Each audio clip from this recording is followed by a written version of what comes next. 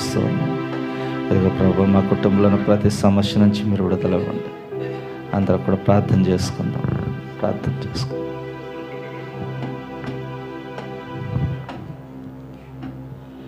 హల్లెలూయా, స్తుతి మహిమా ఎల్లప్పుడు దేవునికి ఇచ్చేదము. హల్లెలూయా, స్తుతి మహిమా ఎల్లప్పుడు దేవునికి ఇచ్చేదము. హల్లెలూయా, హల్లెలూయా, హల్లెలూయా, హల్లెలూయా, హల్లెలూయా, హల్లెలూయా, హల్లెలూయా, స్తుతి మహిమా ఎల్లప్పుడు దేవునికి ఇచ్చేదము. హల్లెలూయా, స్తుతి మహిమా ఎల్లప్పుడు దేవునికి ఇచ్చేదము.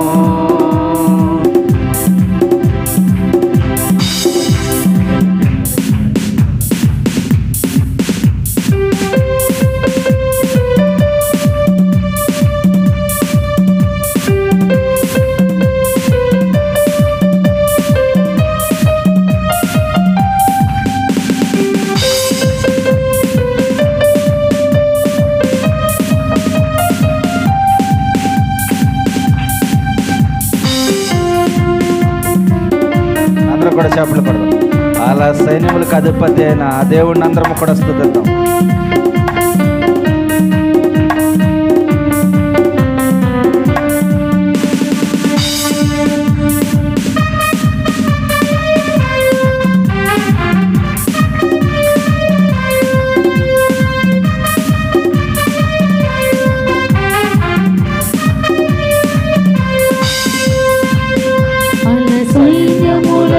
అధిపతి అయిన ఆ దేవుని స్తుతించెదము. అల సైన్యములకు అధిపతి అయిన ఆ దేవుని స్తుతించెదము. అల సంద్రములను దాటించిన ఆ యెహోవాను స్తుతించెదము. అల సైన్యములను దాటించిన ఆ యెహోవాను స్తుతించెదను. హల్లెలూయా, స్తుతి మహిమా ఎల్లప్పుడు దేవునికి ఇచ్చెదము. హల్లెలూయా, స్తుతి మహిమా ఎల్లప్పుడు దేవునికి ఇచ్చెదము.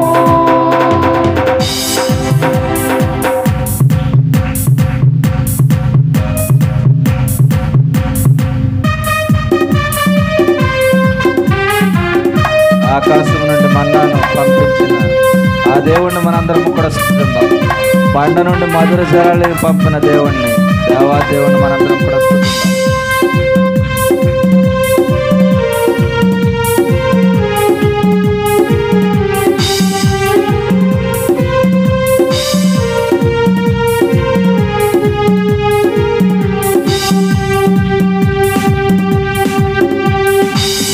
ఆకాశము నుండి మన్నాను పంపిన దేవుణ్ణి స్తుతించెదము. ఆకాశము నుండి మన్నాను పంపిన దేవుణ్ణి స్తుతించెదము. బండ నుండి మధుర జలములు పంపిన ఆ యెహోవాను స్తుతించెదము.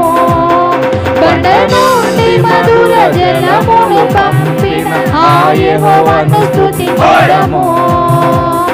హల్లెలూయా, స్తుతి మహిమా ఎల్లప్పుడు దేవునికి ఇచ్చెదము. హల్లెలూయా, స్తుతి మహిమా ఎల్లప్పుడు దేవునికి ఇచ్చెదము. హల్లెలూయా, హల్లెలూయా, హల్లెలూయా, హల్లెలూయా, హల్లెలూయా, హల్లెలూయా, హల్లెలూయా, స్తుతి మహిమా ఎల్లప్పుడు దేవునికి ఇచ్చెదము. హల్లెలూయా, స్తుతి మహిమా ఎల్లప్పుడు దేవునికి ఇచ్చెదము. హల్లెలూయా, హల్లెలూయా, హల్లెలూయా, హల్లెలూయా, హల్లెలూయా, హల్లెలూయా హల్లెలూయా హల్లెలూయా స్తుతి మహిమ ఎల్లప్పుడూ దేవునికి ఇచ్చెదము.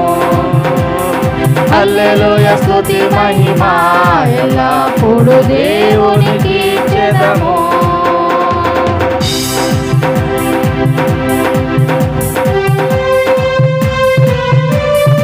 ఆకాశం నుండి మన్నాను పంపిన దేవుణ్ణి అందరము కలిసి స్తుతిద్దాం. బండ నుండి మధుర జలాలను పంపిన యెహోవాను అందరము కూడా గలమెత్తి స్వరాలతో అందరము కలిసి పాడదాం.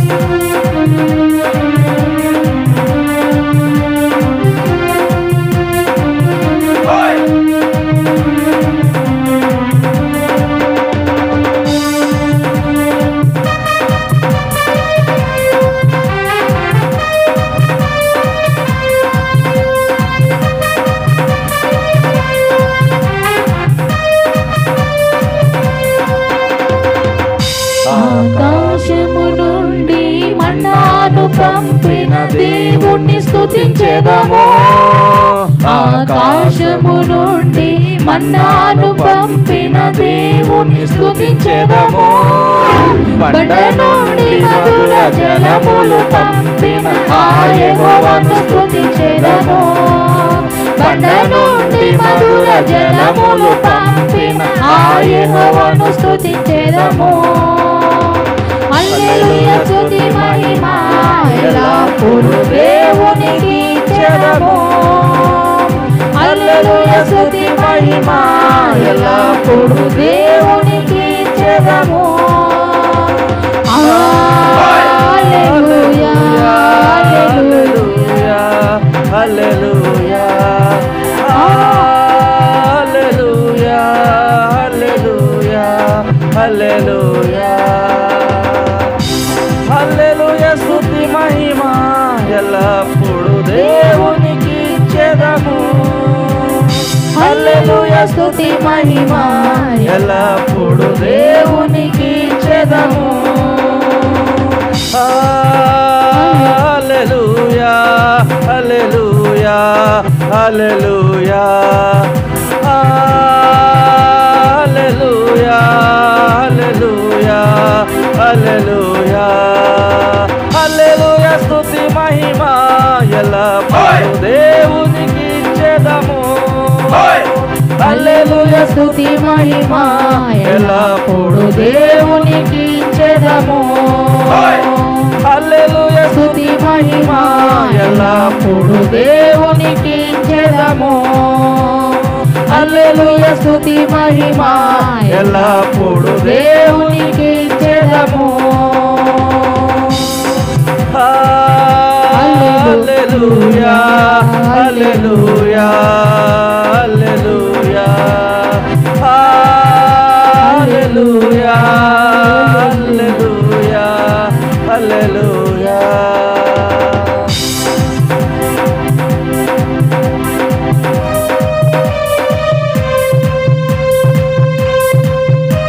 అందరూ కూడా చప్పట్లు కొడతారు. రెండు చేతులు చాలు ఆకాశం వైపు చూస్తూ ప్రభుని ఆరాధించాలి. ఆయన ఆకాశం నుండి మన్నాను పంపించాడు. బండ నుండి మధుర జలాలు ఇచ్చాడు. అలా సైన్యములకు అధిపతి అయిన యెహోవా ఆయన.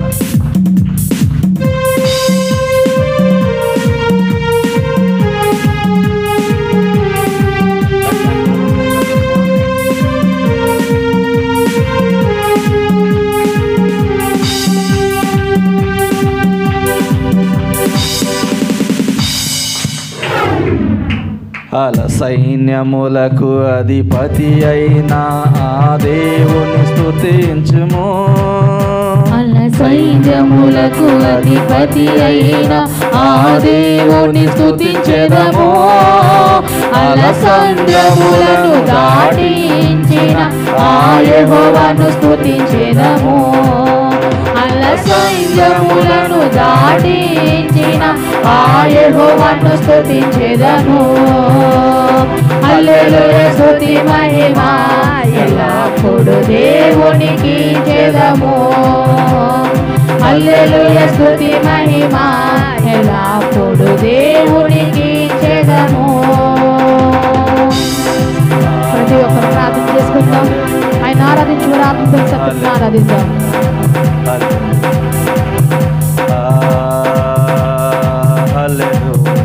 స్తోత్రం పరిశుద్ధుడా.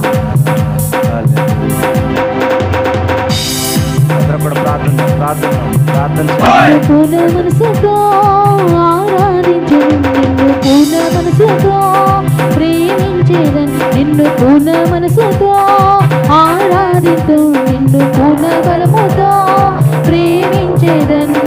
ఆరాధన ఆరాధన ఆరాధన ఆరాధన ఆరాధన ఆరాధన ఆరాధన ఆరాధన ప్రేమించెదను అధికముగా ఆరాధింతును ఆశక్తితో ప్రేమించెదను అధికముగా ఆరాధింతును ఆశక్తితో నిన్ను పూర్ణ మనసుతో ఆరాధింతును నిన్ను పూర్ణ బలముతో ప్రేమించెదను పూర్ణ మనసుతో ఆరాధింతును నిన్ను పూర్ణ బలముతో ప్రేమించెదను. ఆరాధన ఆరాధన ఆరాధన ఆరాధన ఆరాధన ఆరాధన ఆరాధన ఆరాధన ఎబినేజరే ఇంతవరకు ఆదుకున్నవే, ఎబినేజరే ఇంతవరకు ఆదుకున్నవే, ఇంతవరకు ఆదుకున్నవే, ఇంతవరకు ఆదుకున్నవే. నిన్ను పూర్ణ మనసుతో ఆరాధింతు నిన్ను పూర్ణ బలముతో ప్రేమించెదను నిన్ను పూర్ణ మనసుతో ఆరాధింతు నిన్ను పూర్ణ బలముతో ప్రేమించెదను. ఆరాధన ఆరాధన ఆరాధన ఆరాధన ఆరాధన ఆరాధన ఆరాధన ఆరాధన ఆరాధన ఆరాధన ఆరాధన ఆరాధన ఆరాధన ఆరాధన ఆరాధన ఆరాధన ఆరాధన. ప్రతి ఒక్కరు ఆరాధిద్దాం. ప్రతి ఒక్కరు అందరూ వచ్చిన పాట కలిసి పాడదాం. ఆరాధన ఆరాధన స్తుతి ఆరాధన ఆరాధన స్తుతి ఆరాధన ఆరాధన స్తుతి ఆరాధన ఆరాధన స్తుతి ఆరాధన నీవే కదా ఆరాధన ఆరాధన స్తుతి ఆరాధన ఆరాధన స్తుతి ఆరాధన ఆరాధన స్తుతి ఆరాధన ఆరాధన స్తుతి ఆరాధన ఆరాధన స్తుతి ఆరాధన ఆరాధన స్తుతి ఆరాధన ఆరాధన స్తుతి ఆరాధన ఆరాధన స్తుతి ఆరాధన ఆరాధన స్తుతి ఆరాధన ఆరాధన స్తుతి ఆరాధన ఆరాధన స్తుతి ఆరాధన ఆరాధన స్తుతి ఆరాధన ఆరాధన స్తుతి ఆరాధన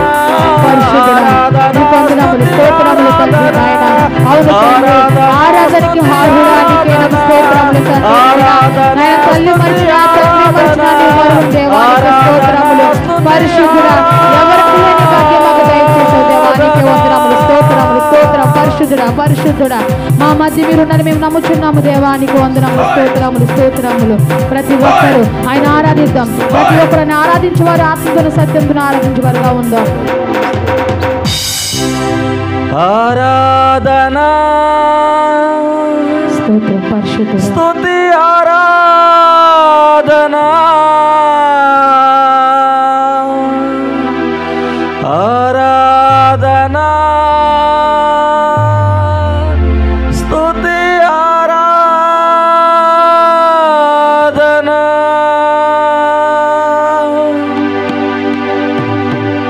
పరిశుద్ధుడా, ప్రేమ కలిగిన తండ్రి, కృప కలిగిన రాజా, నీకు స్తోత్రములయ్యా. ఈ రాత్రికాల సమయంలో నీ సన్నిధిలో చేరి ఉన్నామంటే కేవలం నీ ఉచితమైన మహాకృప ప్రభువా. ఎక్కడ వారమో ఎప్పటి వారమో ఈ విధంగా స్తుతిస్తూ ఉన్నామంటే కేవలం మీరు ఇచ్చిన కృప మాత్రమేనయ్యా. ఎదుగో ప్రభువా నాయనా, మా స్థితిగతులు ఎరిగిన దేవుడు తండ్రి, మాకు చాలిన దేవుడు నీవే తండ్రి. అలా సైన్యములను తండ్రి అధిపతిగా ఉండి నడిపించిన దేవుడు తండ్రి. ఇదిగోనైనా ఆకాశం నుండి మన్నాను కురిపించిన దేవుడు నీకు స్తోత్రములు. ఇక బండ నుండి నాయన ప్రభా మధుర జలాలను ఇచ్చిన దేవుడు నీకు స్తోత్రాలు. అద్వితీయ దేవానికి స్తోత్రములు, అద్వితీయ దేవానికి స్తోత్రములు, ఆది సంభూతడానికి స్తోత్రములయ్యా. ఎంత గొప్ప దేవుడు తండ్రి. నేను ఇదిగో తండ్రి, ఇంకా మీరు ఇచ్చిన గొప్ప రక్షణ నిర్లక్ష్యం చేస్తూ ఉన్నామేమో ప్రభు. ఇదిగో మీ ఉచితమైన ప్రేమతో మమ్మల్ని ప్రేమిస్తున్నందుకు మీకు స్తోత్రం. ఈ రాత్రికాల సమయంలో సన్నిధిలో చేరిన ప్రతి ఒక్క బిడ్డను మీరు జ్ఞాపకం చేసుకోండి. వారి కుటుంబాలను దీవించండి ప్రభు. వారికి ఉన్న ప్రతి అవసరత నుంచి విడుదల దయచేయండి. ఇంతవరకు పాటల్లో మీరు తోడుకున్నందుకు మీకు వందనాలు చెల్లిస్తాం. ఇంకా జరిగే కార్యక్రమం అంతట్లో మీరు తోడుగా ఉండండి, సహాయం దయచేయండి. ఇదిగో ప్రభు, ఎవరు ఏ అవసరతలతో ప్రార్థిస్తూ ఉన్నారు, అక్కర్తలతో ప్రార్థిస్తూ ఉన్నారో ప్రభా, హృదయ అంతరంగాలు ఎరిగిన దేవుడు ప్రభా, హృదయ వాంఛలను తీర్చమని ప్రార్థిస్తూ ఉన్నాం. నీ సన్నిధిలో ఒక్క దినం గడిపిన 1000 దినముల కంటే శ్రేష్టమైన సెలవు ఇచ్చావయ్యా. ఎదిగి శ్రేష్టమైన సమయంలో మమ్మల్ని అందరినీ నీ సన్నిధిలో నిలబెట్టినందుకు నీకు స్తోత్రాలు. నిన్ను స్తుతించే కృపనిచ్చినందుకు నీకు స్తోత్రాలు. నిన్ను ఆరాధించుకునే భాగ్యాన్ని ఇచ్చినందుకు నీకు స్తోత్రాలు చెల్లిస్తూ ఉన్నాం. ఇదిగో వట్టి హృదయాలతో వచ్చారేమో ప్రభా, ఇదిగో వాక్యంతో నాయన హృదయాలు నిండుకుని వెళ్ళాలి ప్రభా. ఇదిగో తండ్రి, దినం ఏ వర్తమానం ద్వారా నీ బిడ్డలను బలపరుస్తూ ఉన్నారు ప్రభా. మీ దైవజనుల్లో మీరు ఉండండి అయ్యా. ఇడంతల ఆత్మశక్తితో నింపి కావలసినటువంటి మాటలు నాయన బయలుపరచండి. ఆ మాటలు విడిచిపెట్టకుండా వాక్యానుసారంగా జీవించే కృపను ప్రతి ఒక్కరికి దయచేయండి. ఎంతవరకు మీరు తోడుగున్నందుకు మీకు స్తోత్రాలు చెల్లిస్తూ యేసు నామములో ప్రార్థిస్తున్నాము తండ్రి, ఆమేన్.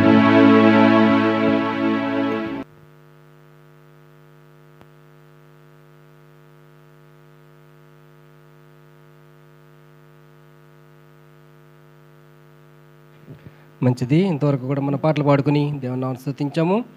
వాక్యపఠనం చేసుకుందాం. దయచేసి అందరూ లేచి నిలబడండి. దావీదు కీర్తనలు 127 అధ్యాయం చదువుకుని మన మధ్యన ఉన్నటువంటి రమేష్ గారు వచ్చి ఈ వాక్యాన్ని చదవాల్సిన కోరిక మనం చేస్తున్నాము. కీర్తన గ్రంథము 127 అధ్యాయము. పరిశుద్ధ గ్రంథం నుంచి కీర్తనలో 127 అధ్యాయం అండి. యెహోవా ఇల్లు కట్టించిన ఎడల దాని కట్టువారు ప్రయాసం వ్యర్థమే.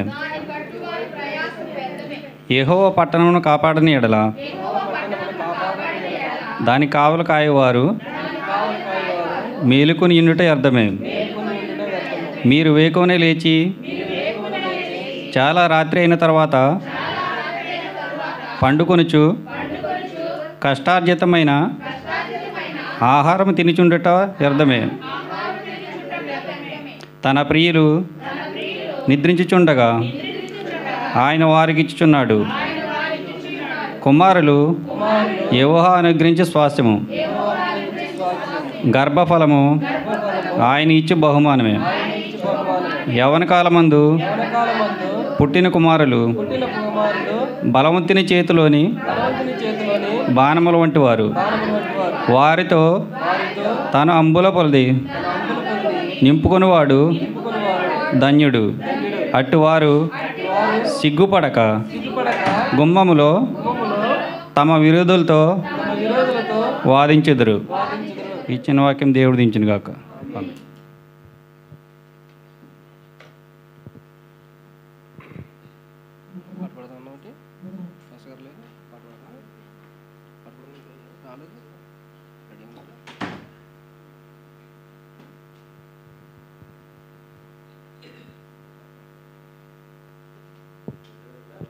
ఒక ప్రత్యేకమైనటువంటి పాట పాడతాము. దైవజనులు మన మధ్యన ఎమ్మెల్యేల రాజు గారు వాక్యాన్ని బోధించడానికి సిద్ధంగా ఉన్నారు. వారు రావడానికి ముందుగా ఒక ప్రత్యేకమైనటువంటి పాట మనం విందాము.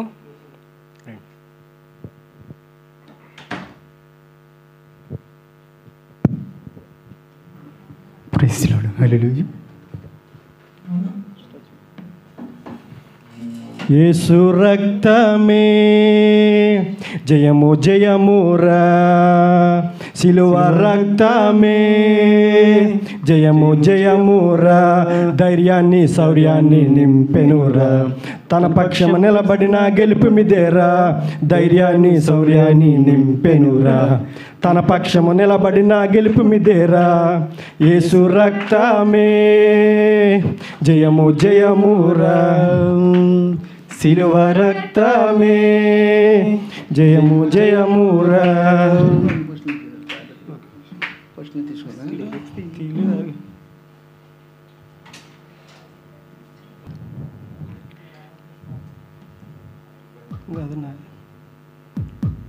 అది అంటూ వాదులాట నీకెందుకు, ఏది నీది కాదు, సత్యమిది ఎరుగవెందుకు, ఈ లోక ఆశలెందుకు, పైనున్న వాటిని వెదుకు, ఈ లోక ఆశలెందుకు, పైనున్న వాటిని వెదుకు, నాది నాది అంటూ వాదులాట నీకెందుకు, ఏది నీది కాదు, సత్యమిది ఎరుగవెందుకు, ఈ లోక ఆశలెందుకు, పైనున్న వాటిని వెదుకు, ఈ లోక ఆశలెందుకు, పైనున్న వాటిని వెదుకు.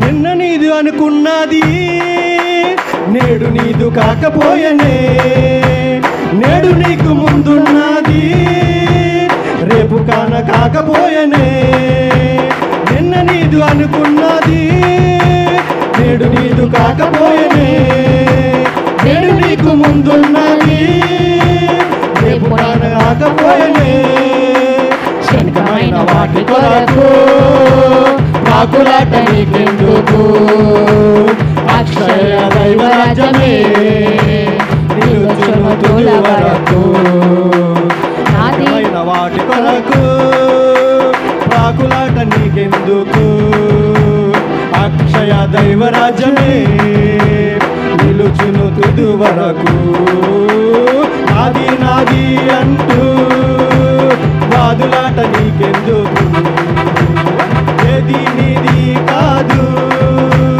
సత్యమిది ఎరుగవెందుకు, లోక ఆశలెందుకు, పైనున్న వాటిని వెదుకు, లోక ఆశలెందుకు, పైనున్న వాటిని వెదుకు, నాది నాది అంటూ వాదులాట నీకెందుకు, ఏది నీది కాదు, సత్యమిది ఎరుగవెందుకు, ఈ లోక ఆశలెందుకు, పైనున్న వాటిని వెదుకు, ఈ లోక ఆశలెందుకు, పైనున్న వాటిని వెతుకు.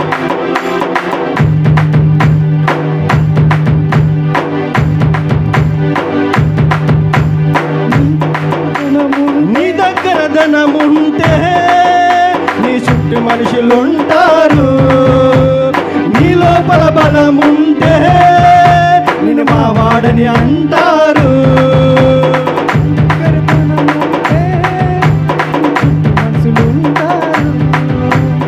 నీ దగ్గర బలముంటే నీ చుట్టూ మనుషులుంటారు, నీ లోపల బలముంటే నిన్ను మా వాడని అంటారు, నీ ధనము నీ బలగం నీ చావు నాపలేవు, తప్పకుండా ఒకనాడు మట్టిలోన కలుస్తావు, నీ ధనము నీ బలగం నీ చావు నాపలేవు, తప్పకుండా ఒకనాడు మట్టిలోన కలుస్తావు, నాది నాది అంటూ వాదులాట నీకెందుకు, ఏది నీది కాదు, సత్యమిది ఎరుగవెందుకు, ఈ ఇహలోక ఆశలెందుకు, పైనున్న వాటిని వెదుకు. ఇహలోక ఆశలెందుకు, పైనున్న వాటిని వెదుకు. నీకున్న గొప్ప ఖ్యాతి నిన్ను రక్షించలేదు, నీ యొక్క సొంత నీతి శిక్షను తప్పించలేదు. నీకున్న గొప్ప ఖ్యాతి నిన్ను రక్షించలేదు, నీ యొక్క సొంత నీతి శిక్షను తప్పించలేదు.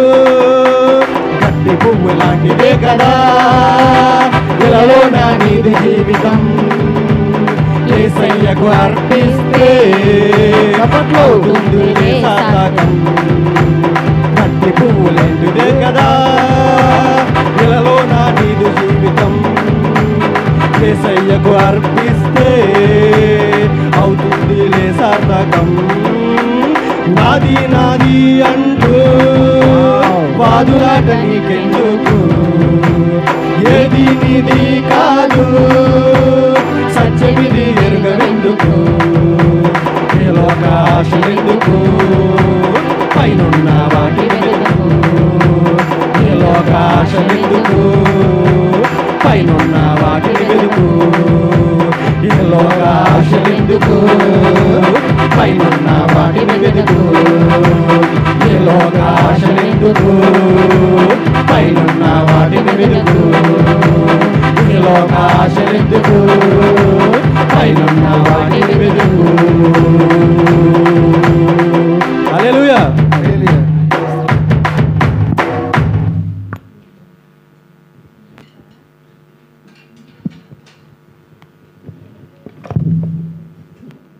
అది కెమెరా అని చెప్పారు,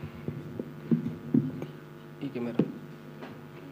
సరే, మంచిదండి. ఇంతవరకు కూడా మనం చక్కటి పాటలు పాడుకుని దేవుని నామమును స్తుతించాము. మన మధ్యన దైవజనులు ఇమ్మానుయేల్ రాజు గారు ఉన్నారు. వారు వచ్చి దేవుని మాటలు మనతో పంచవలసిందిగా వారికి మనం చేస్తూ వారిని ఆహ్వానిస్తున్నాము. వారు వచ్చుచుండగా చప్పట్లు కొడుతూ వారిని ఆహ్వానిద్దామండి. ఓకేనా?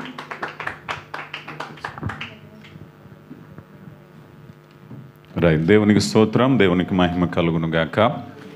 మరొక పర్యాయము చేరి వచ్చిన మీ అందరికీ, అలాగే మరి విశేషంగా దైవజనులు రాజ్ కుమార్ గారికి, ప్రతి ఒక్కరికి హృదయపూర్వక శుభాలు తెలియపరుస్తూ, మరి దినపు ఆరాధనలో శ్రేష్టమైనటువంటి సంగతులు కొద్దిసేపు మనం ధ్యానించబోతున్నాం. ప్రతి వారు కూడా మీ హృదయాలు, మీ తలంపులు వాక్యం యందు దృష్టించాలని కోరుతూ ఉన్నాం. ఈరోజు దేవుని యొక్క గుణాలు, దీని ఇంగ్లీష్లో యాట్రిబ్యూట్స్ అంటారు. అంటే దేవునికి ఆరోపించదగినటువంటి ఘనమైన పేర్లు కొన్ని ఉన్నాయి.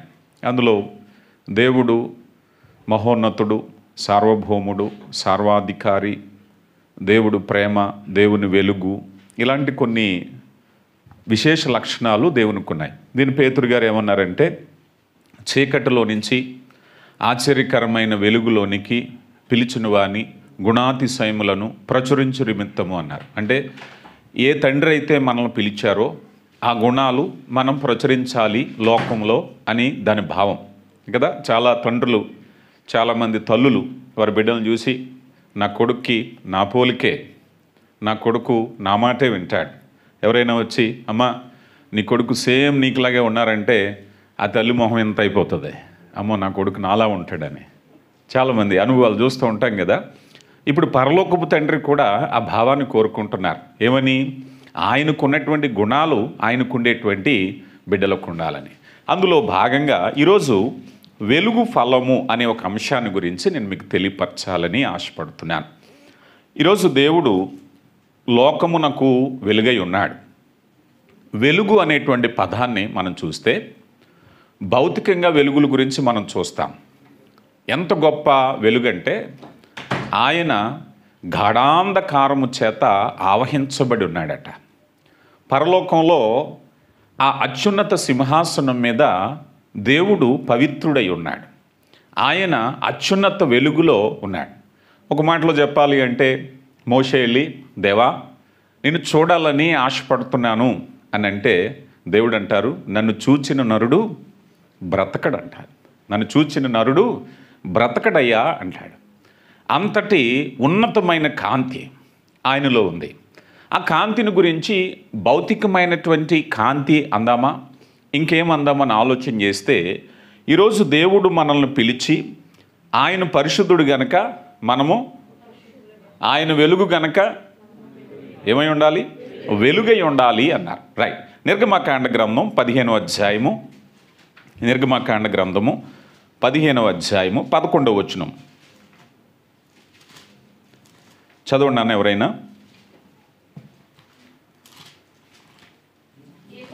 యెహోవా వేల్పులలో నీ వంటి వాడెవడును నీవు మహనీయుడవు అన్నారు.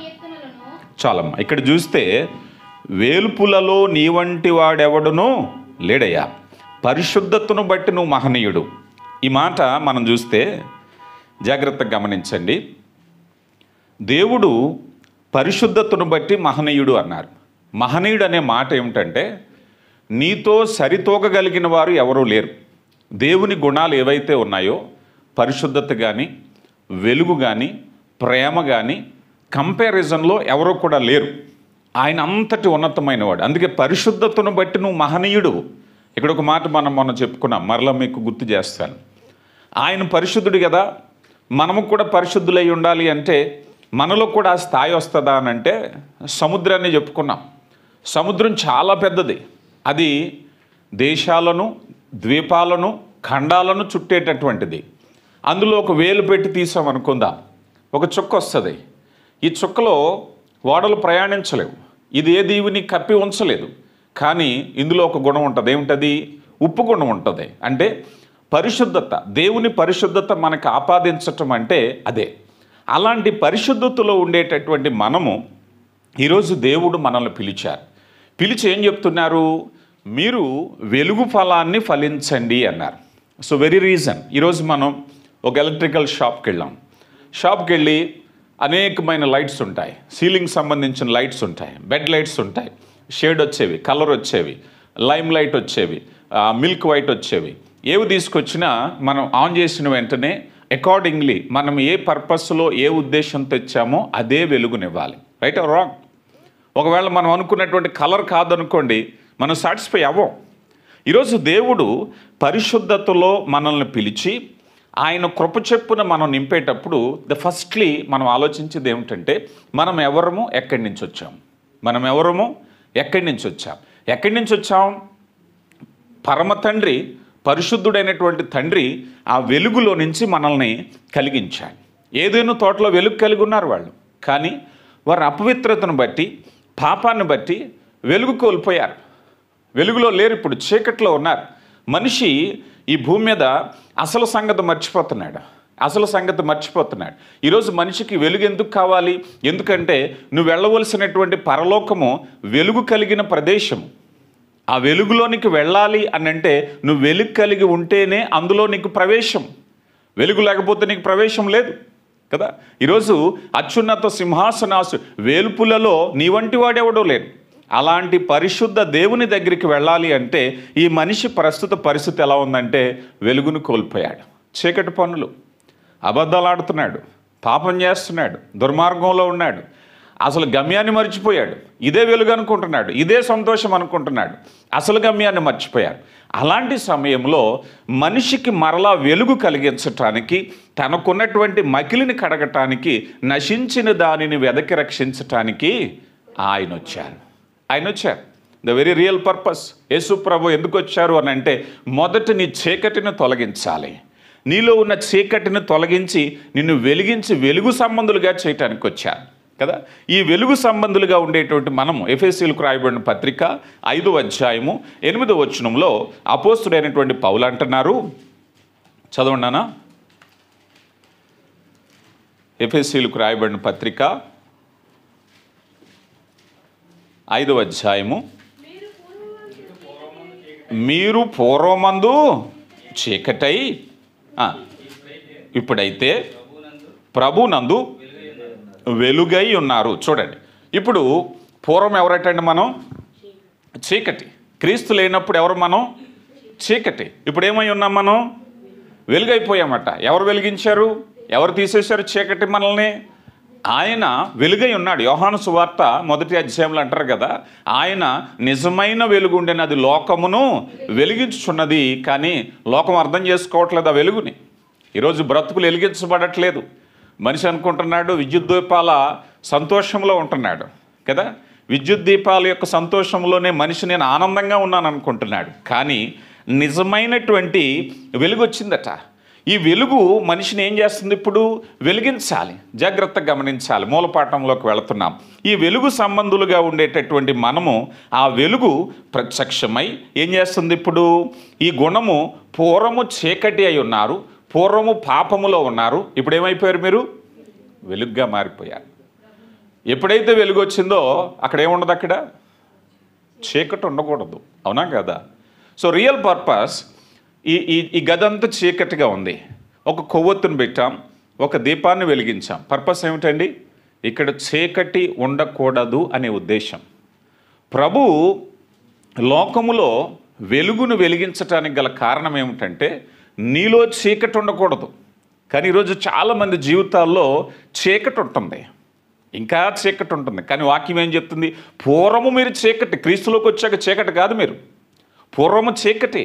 ఒకవేళ కనుక మీలో ఇంకా చీకటి ఉంటే మీరు ఇంకా వెలిగింపబడలేదు, ఇంకా వెలుగు లేదు అనుకుంటున్నాం అంతే కదా.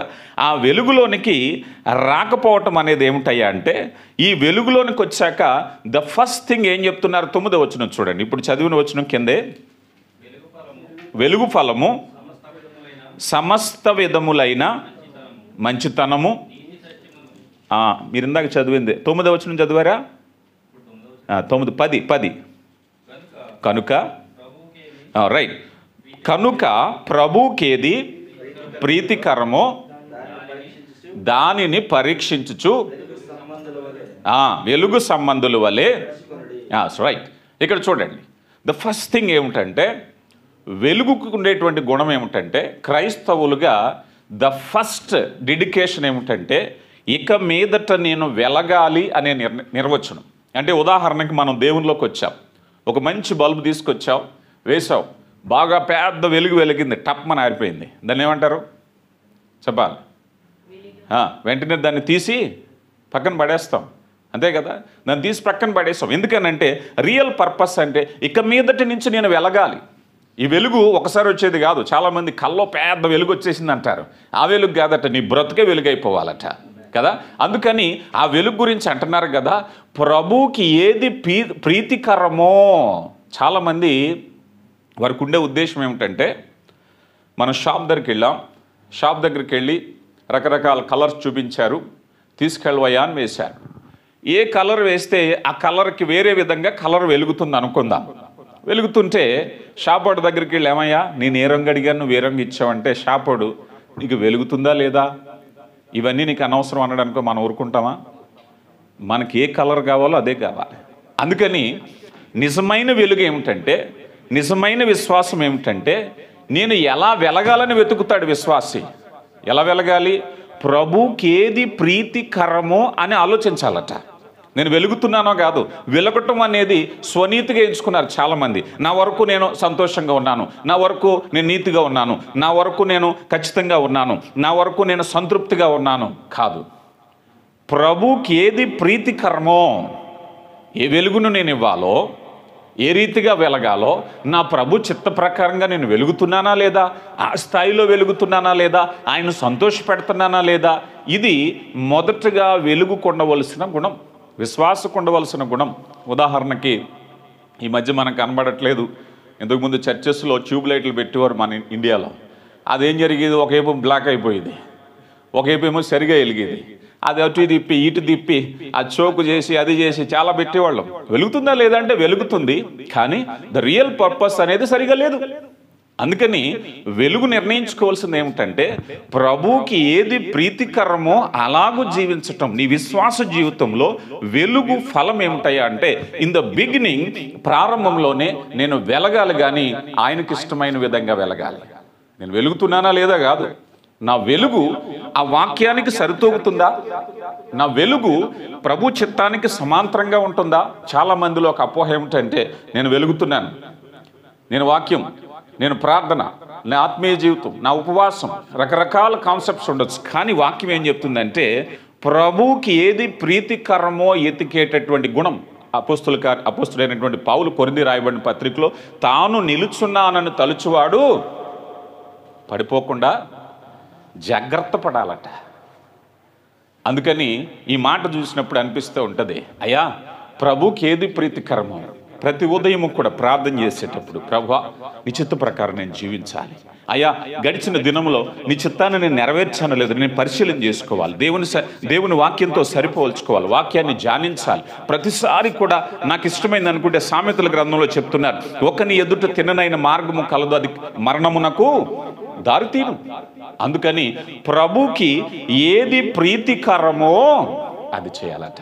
తర్వాత వచనం చూడండి నాన్న, 9వ వచనం ఈసారి 9.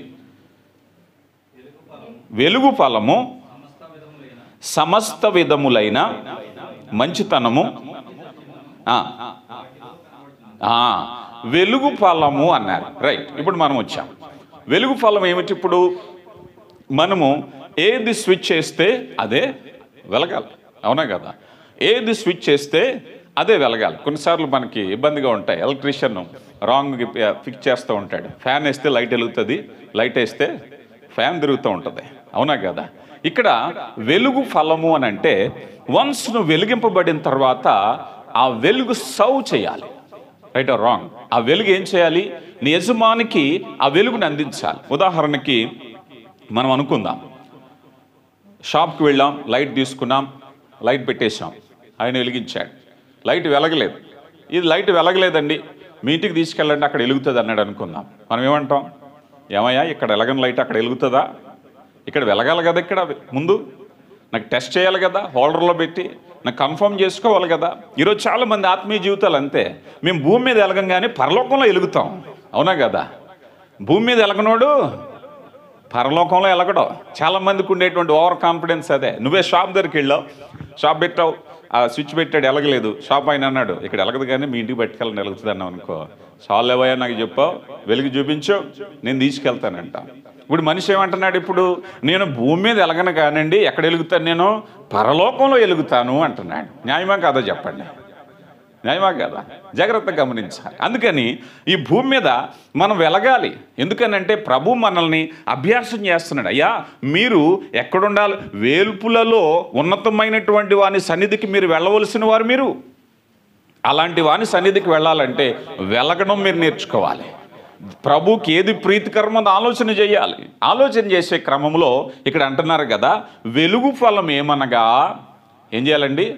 వెలుగు ఫలం ఏమనగా ఏమంటండి? అది మంచితనము, నీతి. చూడండి ఇక్కడ మీకు మాట చెప్తాను. గలతీ పత్రిక 5:22లోకి వెళ్తే మనకు ఆత్మీయ ఫలాలు కనిపిస్తాయి. ఎన్ని ఉంటాయండి అయ్యి? చెప్పాలి. 9 ఆత్మీయ ఫలాలు. అంటే మనకి చిన్నపిల్లలకి అర్థం కావడానికి ఏం చేస్తారు? ఒక చెట్టు వేసి 9 ఫలాలు కోసి దాని మీద ఒక్కొక్కటి ప్రేమ, సంతోషము, సమాధానము, దీర్ఘశాంతం అని రాస్తారు. కానీ వాస్తవానికి ఆత్మ ఫలాలు కాదు, ఆత్మ ఫలమే. ఎన్ని ఫలాలు ఉంటాయి? 9 ఫలాలు ఉండదు. ఒకే ఫలం 9 గుణాలు ఉండాలి, రైట్ ఆర్ రాంగ్? ఏం చేయాలండి? ఒకే ఫలము 9 గుణాలు ఉండాలి. మనకు ఉదాహరణకి కొన్ని ఫ్రూట్స్ ఉంటాయి, పులుపు తీపి మిక్సింగ్. పైనాపిల్ ఉందనుకోండి, పుల్లగా ఉంటుంది, తీయగా ఉంటుంది, మిక్సింగ్. అలాగా ఆత్మఫలం ఏమిటంటే ఆత్మఫలాలు 9 ఉండవు. అంటే ఉదాహరణకి చాలా మంది ఏమనుకుంటారంటే, అయ్యా నాలో ప్రేమ ఉంది కానీ కోపం ఎక్కువ, నేను మంచోడినే కానీ ఇంకొకటి ఏదో చెడ్డ గుణం ఉంది. ఇది యాక్సెప్ట్ చేయదు వాక్యం. ఆత్మఫలం ఏమనగా అంటాడు అక్కడ, ఆత్మఫలాలు ఏమనగా అంటారు అక్కడ. ఆత్మఫలమే. ఆత్మఫలం అంటే నీలో పరిశుద్ధత ఉంటే నీలో వెలుగు ఉంటుంది, వెలుగుంటే ప్రేమ ఉంటుంది. అందుకే అన్నారు ఇక్కడ మంచితనం గురించి మాట్లాడుతున్నారు. నీలో వెలుగు ఉంటే ఏం జరుగుతుందయ్యా అంటే అన్ని రకాలైనటువంటి వెలుగులు నీలోంచి రావాలి. ఉదాహరణకి మనం అనుకున్నాం 4 రకాల లైట్స్ ఉంటాయి. ఈ 4 రకాల లైట్స్ ఉంటే ఏ స్విచ్ ఆన్ చేస్తే అది వెలుగుతుంది, అవునా కదా? దానికి ఉన్న గుణం. ఈరోజు పరలోకపు దేవుని యొక్క వెలుగు చేత నువ్వు వెలిగించబడినట్లయితే ఏముంటాయట? నీలో పరిశుద్ధత ఉంటుందట. అంటే ఇవి ఒకదానికొకటి పెనవేసుకుని ఉంటాయి. చాలా జాగ్రత్తగా గమనించాలి. వెలుగు ఫలము లేకపోతే ఆత్మ ఫలం ఎలాగుంటాయంటే ఒకదానికొకటి పెనవేసుకుని ఉంటుంది. అది నేను మీకు వివరిస్తాను. దీని గురించి కీర్తనాకారుడు 34వ సంకీర్తన 14వ చరణంలో ఒక మాట అన్నాడు. చూడండి, 34వ సంకీర్తన ఏం చేయాలండి? కీడు చేయటం మాని మేలు చేయుము. రైట్, చూడండి చాలమ్మా. ఈ రెండు ఒకే క్లాస్, మీరు చాలా జాగ్రత్తగా గమనించండి. కీడు చేయటం మాని ఏం చేయాలి? మేలు చేయాలి. ఈ క్లాస్ మీరు చాలా జాగ్రత్తగా గుర్తుపెట్టుకోండి. కీర్తనకారుడు దావీదు అంటున్న మాట. దీన్ని ఎలా చూడాలి? కీడు చేయటం మాని మేలు చేయాలి అన్నారు. ఇప్పుడు వెలుగు ఫలం ఎలాగుంటుందో దీన్ని బట్టి నేను చెప్పాలి అంటే, యోహాను రాసిన మొదటి పత్రిక 1వ అధ్యాయం 5వ వచనంలో, దేవుడు వెలుగై ఉండెను, ఆయనలో చీకటి ఎంత మాత్రమూ లేదు. Right are wrong? ఉదాహరణకి ఒక లైట్ తీసుకొచ్చాం, లైట్ ఆన్ చేసాం, లైట్ వెలుగుతుంది కానీ గదంతా చీకటి ఉంది. ఏదన్నా మీనింగ్ ఉందా దీనికి? లైట్ వెలుగుతుంది కానీ గదంతా చీకటిగా ఉంది. ఏమైనా అర్థంగా ఉందా? అర్ధరహితం కదా.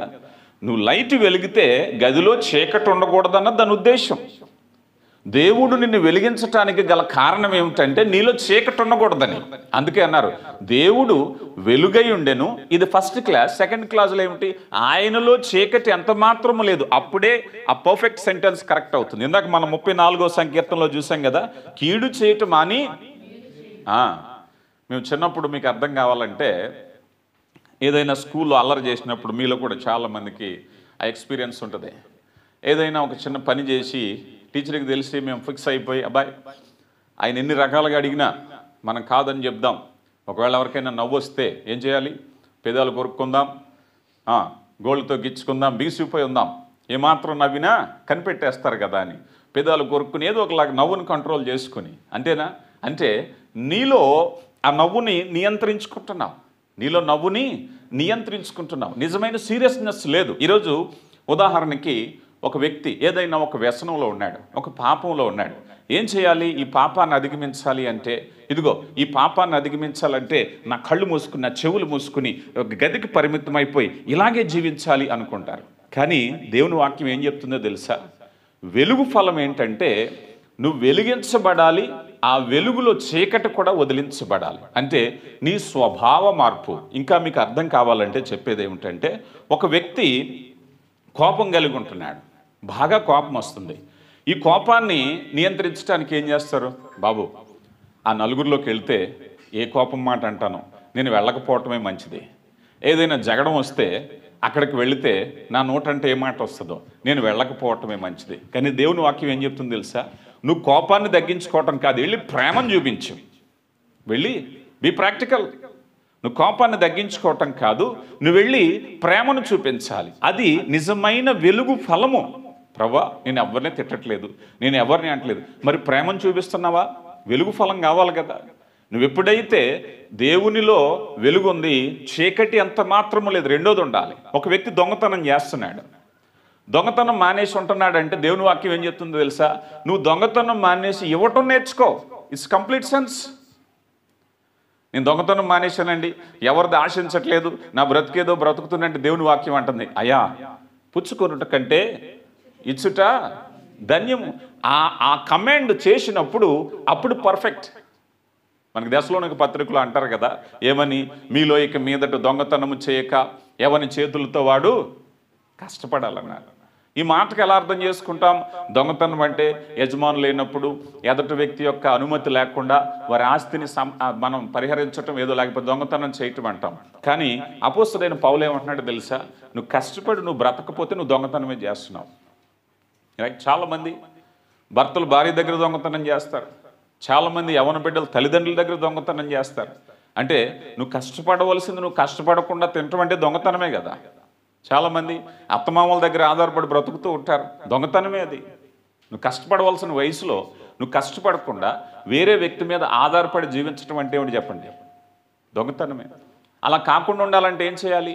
నువ్వు కష్టపడి బ్రతకడం నేర్చుకోవాలి. అది అప్పుడు పర్ఫెక్ట్ సెంటెన్స్. ఏమండి, మా తల్లి తెచ్చింది తింటున్నాను, నా తండ్రి తెచ్చింది తింటున్నాను, మా అత్తగారు తింటున్నాను, నేను ఎవరిదైనా తింటున్నాను అంటే ఆత్మీయంగా ఆలోచన చేస్తే నువ్వు పని చేయకుండా కూర్చుని ఎవరో కష్టార్జితం తింటే దొంగతనమే. దొంగతనమే. నువ్వు కష్టపడి పని చేయాలి. నీకు దేవుడు శక్తినిచ్చాక నీకు దేవుడు బలమునిచ్చాక కష్టపడి వయసు వచ్చిన తర్వాత నువ్వు కష్టపడటమే. నువ్వు కష్టపడకుండా ఉంటే ఎవరో ఒకరు దొంగతనం చేస్తున్నట్టే దాని అర్థం.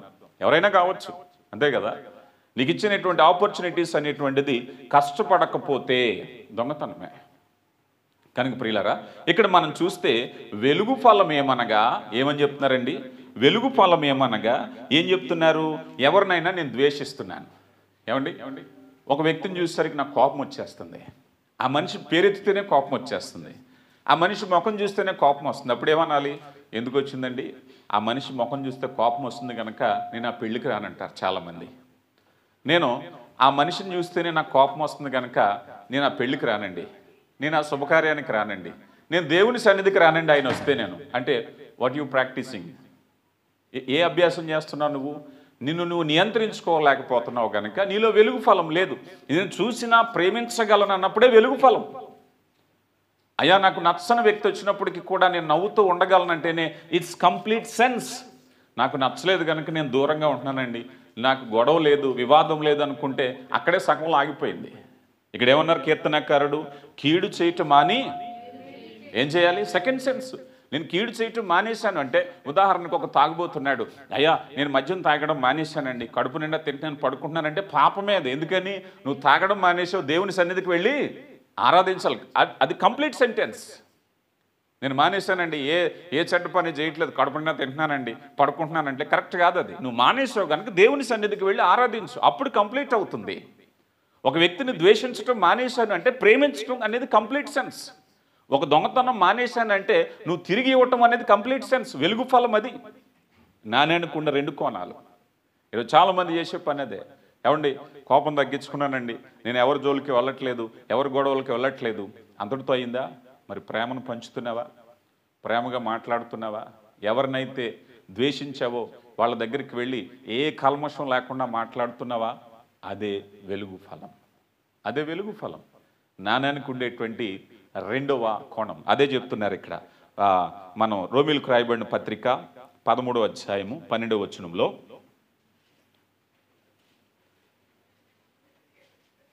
రోమీయులకు రాయబడిన పత్రిక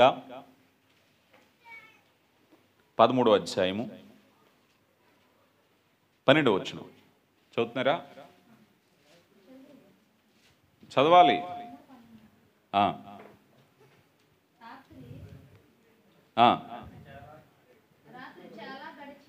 రాత్రి చాలా గడిచి సమీపముగా ఉన్నది కనుక మనము అంధకార క్రియలను విసర్జించి ఆగండి. అక్కడ ఫస్ట్ క్లాజ్ ఏం చెప్పారు? ఫస్ట్ క్లాజ్ ఏం చెప్పారు? అంధకార క్రియలను విసర్జించి. దీన్ని చాలా చక్కగా చెప్పాలి అంటే రీప్లేస్ చేయటం అంటారు కదా. నీ కోపాన్ని తగ్గించుకుంటే కోపం స్థానంలో ఏముండాలి? ప్రేమ ఉండాలి. దాన్ని రీప్లేస్. దేవుని వాక్యం చెప్పేది అదే. అయ్యా పలానా పని నిన్ను మానేసి ఏం చేస్తున్నావు? అంతే కదా. చెడ్డ దయ్యం ఉదాంతం చెప్తారు ప్రభువారు. ఒక హృదయంలో ఒక దయ్యం ఉందట, అపవిత్రాత్మ, అది పోయిందట. పోయిన తర్వాత మళ్ళీ వచ్చేసరికి ఇది చక్కగా కడిగి అమర్చి సిద్ధంగా ఉందట. అప్పుడు ఈ అపవిత్రాత్మ ఏం చేసింది? చెడ్డవైనా 7 దయ్యాలు తీసుకొచ్చింది. ఏం చేసి ఉండాలి ఆ హృదయం కలిగిన వ్యక్తి? ఈ అపవిత్రాత్మ వెళ్ళిన వెంటనే పరిశుద్ధాత్మను పెట్టుకోవాలి. ఈ అపవిత్రాత్మ వెళ్ళిన వెంటనే దేవుని వాక్యాన్ని పెట్టుకోవాలి. ఇది పెట్టుకోకుండా నేను ఈ వ్యసనాన్ని విడిచిపెట్టాను. మీరు చూడండి, చాలామంది మనకి మద్యపానం తాగేయడం మానేయడం గురించి రకరకాల స్పెక్యులేషన్స్ ఉంటాయి. ఒక ఆయన కడిమే ఎంచుకున్నాను అంటాడు, ఒక ఆయన ఏదో పసరమందు తాగటం ఆపేసాడండి, భలే మారిపోయాడండి అంటాడు. 3 నెలల తర్వాత మళ్ళీ తాగుతుంటాడు, 2 నెలల తర్వాత మళ్ళీ తాగుతుంటాడు. ఎందుకని? రీప్లేస్ చేయలేదు. నీ వ్యాపకాన్ని మార్చుకో. విడిచిపెట్టడం గొప్ప విషయం కాదు. అందుకే అంటున్నారు కదా ఇక్కడ, అంధకార సంబంధమైనటువంటి క్రియలను విసర్జించి. అంతటితో ఆపేశారా? అంధకార క్రియలు వదిలేసామంటే అయిపోయిందా అంటే నెక్స్ట్ ఏమంటున్నారు? తేజో సంబంధమైన. తేజస్సు అంటే చెప్పాలి మీ సంఘమే. ఏం సంఘం? మరి ఏంటది తేజో అంటే? తేజస్సు, మహావెలుగు. నవ్వుతున్నారు. తేజోమయుడు సంఘవాసులు మళ్ళీ ఆ మాటకు సమాధానం చెప్పట్లేదు. తేజస్సు ఏమంటున్నారు ఇప్పుడు? తేజో సంబంధమైన అంటే వెలుగు సంబంధమైన యుద్ధోపకరణములను ధరించుకుందుము. చాలమ్మా, ఇక్కడ ఆగాలి. ఇప్పుడు తేజో సంబంధమైన యుద్ధోపకరణములు ఏమున్నాయండి? ఇంతకు ముందు ఎఫెసీ పత్రిక 6వ అధ్యాయంలో మనం చూస్తాం, దేవుడిచ్చు సర్వాంగ కవచములు. ఏంటి చెప్పాలి? 2 చెప్పండి చాలు. చెప్పాలి. రక్షణను శిరస్త్రాణము, వాక్యమను ఖడ్గము, సత్యమను దట్టి.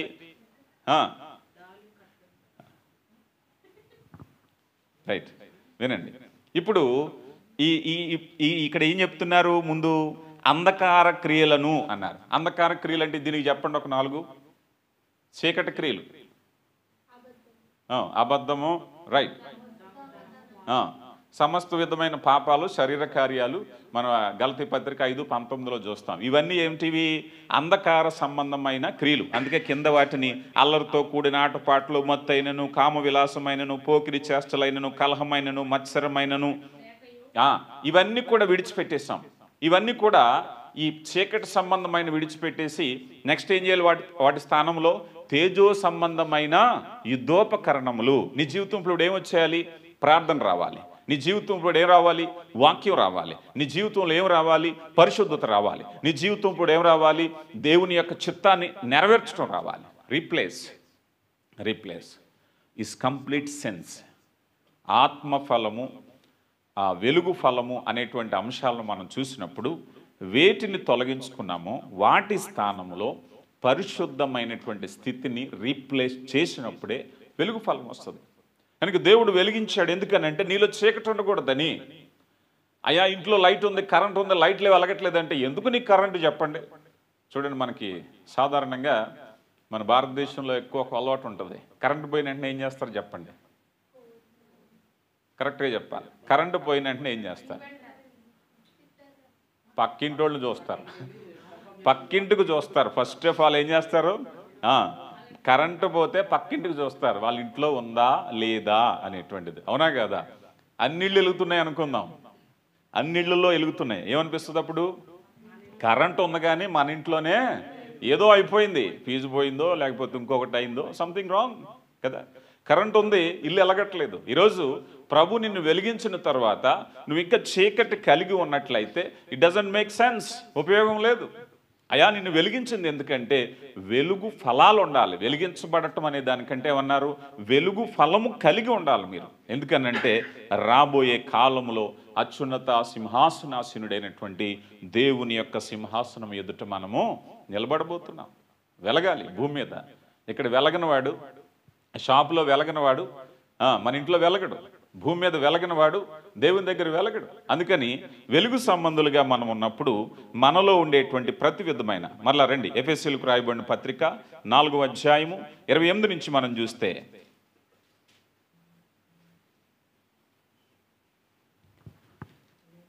ఎఫెసీయులకు రాయబడిన పత్రిక 4వ అధ్యాయము, దొంగిలవాడు ఇక మీదట అక్కరగా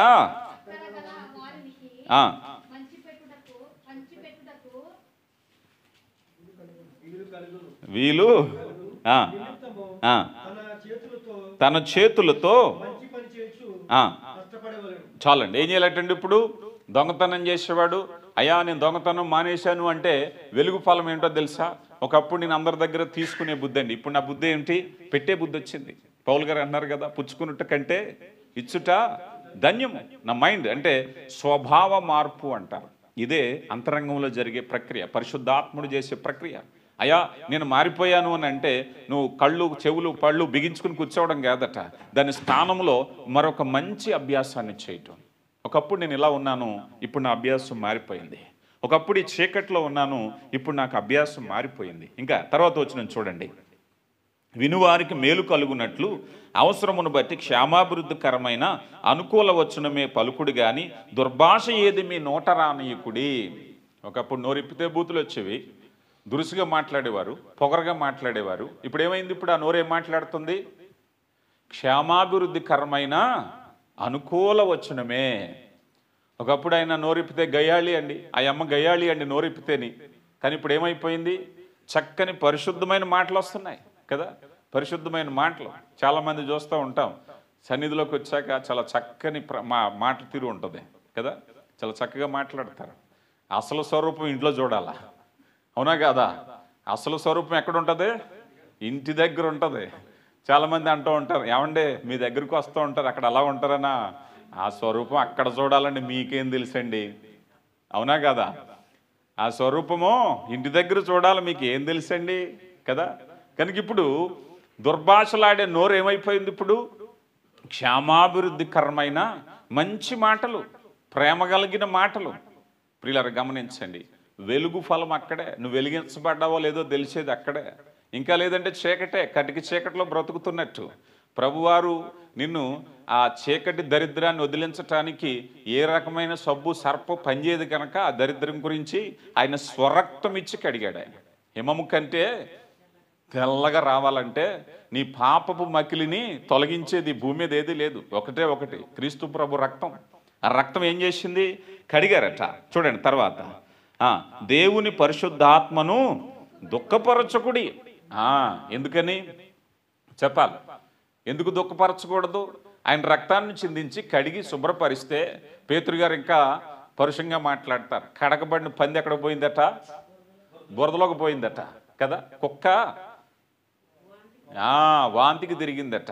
అందుకని పరిశుద్ధాత్ముడు అనుకుంటాడు, అయ్యో వీళ్ళ గురించా నేను రక్తాన్ని చిందించింది, వీళ్ళ గురించా నేను కడిగింది, వీళ్ళ గురించా నేను శుభ్రపరిచింది, మళ్ళీ అక్కడికే పోతున్నారు. ఈ కుక్క బుద్ధి అక్కడికే పోతుంది, మళ్ళీని కడగాలి, శుభ్రపరచాలి.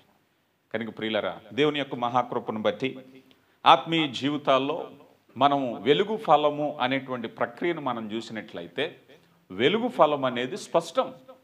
నిన్ను చూసి చెప్పాలి, నన్ను చూసి చెప్పాలి లోకంలో. ఎందుకంటే అయ్యా వారి మాట తీరు చాలా చక్కగా ఉంది, వారి రక్షణలోకి వెళ్ళాక, క్రీస్తులోకి వెళ్ళాక వారి నడవడిక మారింది, వారి మాట తీరు మారింది, ఇది వారి యొక్క ఆలోచన విధానం మారింది, చక్కని ప్రవర్తన కలిగి ఉన్నారు, అయితే వెలిగింపబడ్డారు. అందుకే యేసు ప్రభు వారు అన్నారు కదా, లోకమునకు మీరు వెలుగు.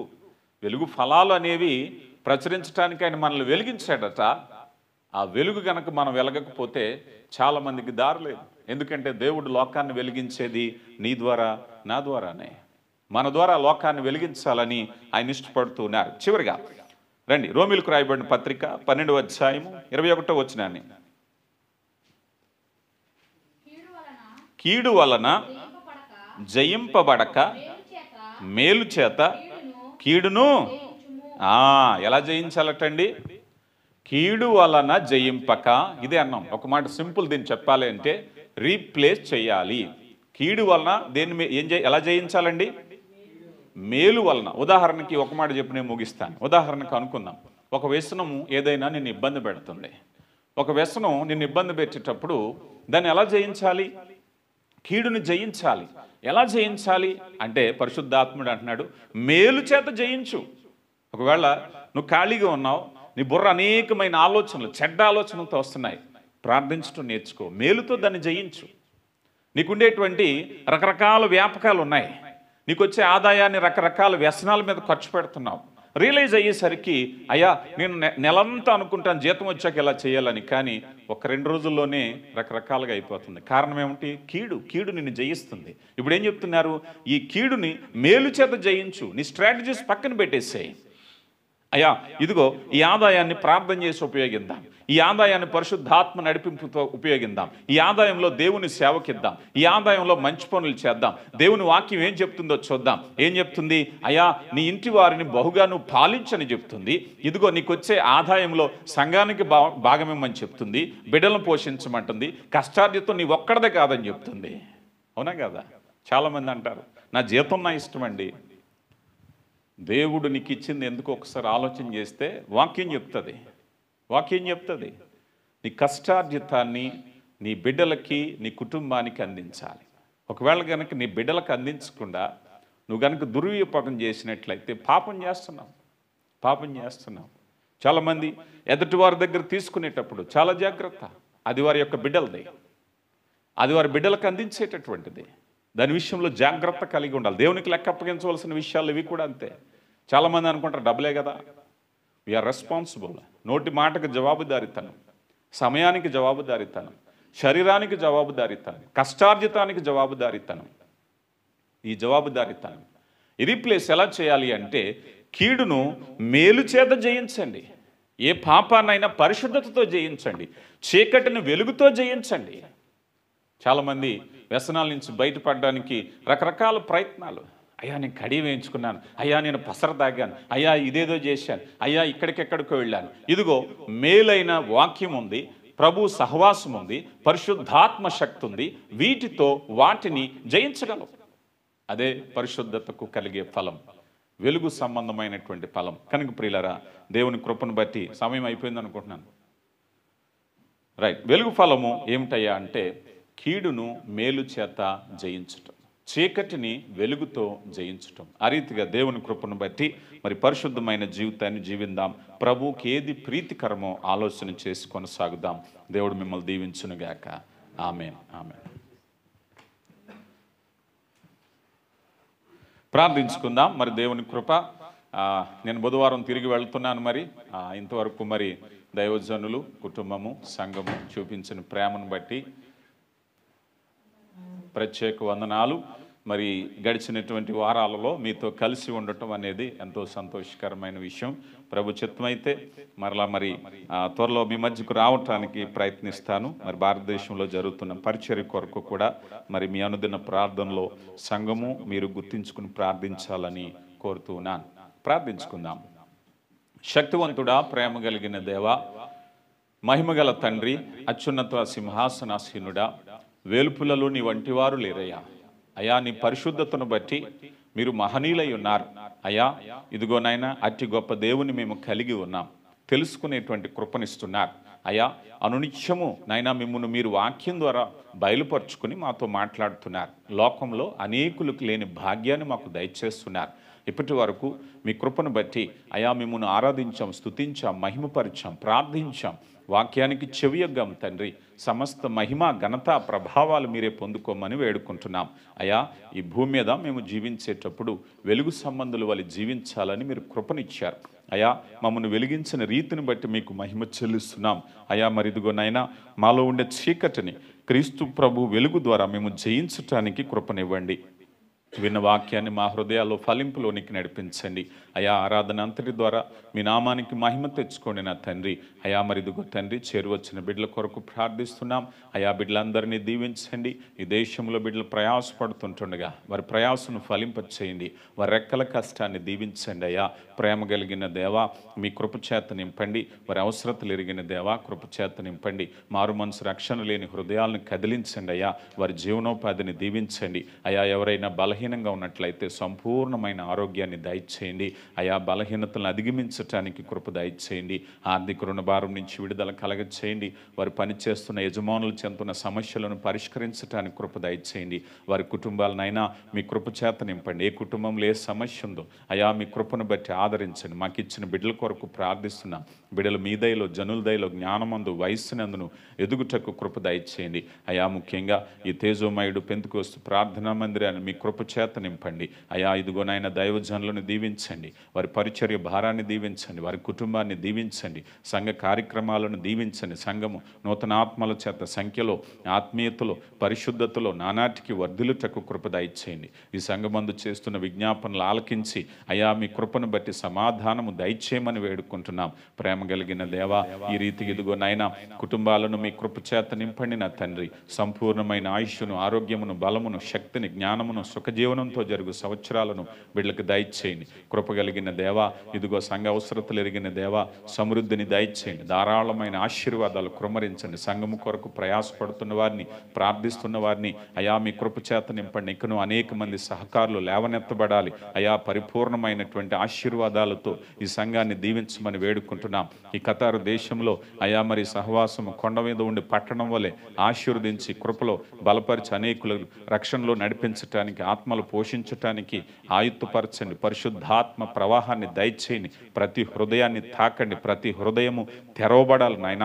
మీ కృపను బట్టి కార్యము జరిగించండి. అలాగే నాయన వారి యొక్క ఆలోచన ఎరిగినటువంటి దేవా సంఘ విషయంలో ఇంకా ఎలాంటి ఆలోచన కలిగి ఉన్నారో ఆ రీతిగా వృద్ధిపరిచి మీ కృపను బట్టి కార్యము జరిగించి అయా మరలా మేము కూడు పర్యంతం మీ సన్నిధిని తోడుగా ఉంచండి. ఇప్పుడు వెళుతుంటుండగా క్షేమకరమైన ప్రయాణాన్ని దయచేసి మీరే మహిమా ఘనత పొందమని క్రీస్తు నామములో అడిగి వేడుకొంచున్నాము తండ్రి.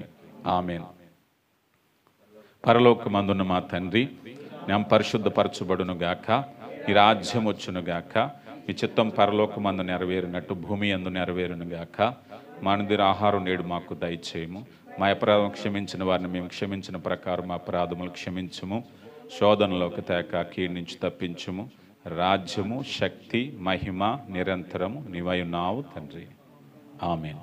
మన పరమ తండ్రి అయినటువంటి దేవుని యొక్క దీవెన, ప్రభువైన యేసుక్రీస్తు వారి యొక్క రక్షణ కాపుదల, పరిశుద్ధాత్మ దేవుని అన్యోన్య సహవాసం చేరి వచ్చిన బిడ్డలపై, సకల పరిశుద్ధులపై, యావత్ తేజోమయుడు పెంతుకోస్తు ప్రార్థనా మందిర పరిచర్యపై, దైవజనులు వారి కుటుంబాలపై, ఇక్కడ నిలిచినటువంటి బిడ్డలు వారు విడిచి వచ్చిన కుటుంబాలపై నిలిచి సదా ప్రేమతో నడిపించునుగాక. ఆమేన్. ఆమేన్. అందరికీ